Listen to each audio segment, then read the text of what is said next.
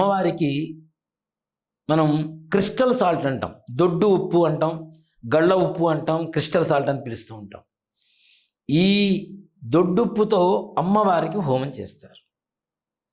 ఎలా ఉంటుంది? ఉప్పు మనకి నిప్పులు వేస్తే ఎలా ఉంటుంది? ఫట్ ఫట్ అన్న పగులుతుంటుంది కదా. అప్పుడు మనకున్నటువంటి సమస్త క్షుద్ర ప్రయోగ బాధలు, దృష్టి దోషాలు, అలాగే మనకు తెలియకుండా దాటుడు సంబంధంగా వచ్చినటువంటి బాధలు, దోషాలు కూడా అన్నీ కూడా తొలగిపోతూ ఉంటాయి. మరి అమ్మవారిని ఎలా ప్రార్థించాలండి?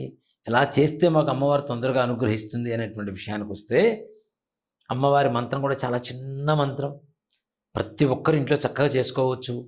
కానీ ఒకటే చెప్తాను, అమ్మవారి విద్యా మంత్రాన్ని ఎవరైతే జపం చేస్తారో, ఓం నమ శివాయ అనేటువంటి పంచాక్షరి మంత్రాన్ని జపం చేయకుండా పొరపాటును కూడా ఎవరు అమ్మవారి జోలికి పోకూడదు.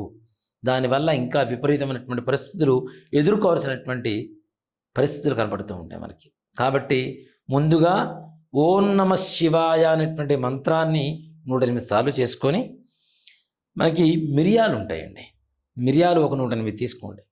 ఈ 108 మిరియాలే ప్రతి నిత్యం కూడా కౌంట్ చేస్తూ ఉండండి.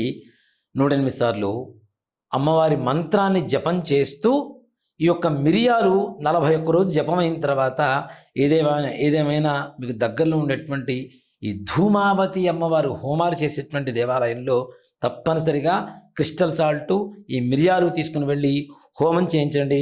సకల శత్రు బాధలు, క్షుద్ర ప్రయోగ బాధలు, దృష్టి దోషాలు, దాటుడు సంబంధాలు పట్టాపంచిలో వెళ్ళిపోతాయి. ఎలా వెళ్ళిపోతాయి? అమ్మవారి చాటలో వేసి చెరిగేస్తుంది ఇలాంటి దోషాలన్నీ కూడాను. అంత శక్తివంతమైనటువంటి అమ్మవారే ధూమావతి అమ్మవారు.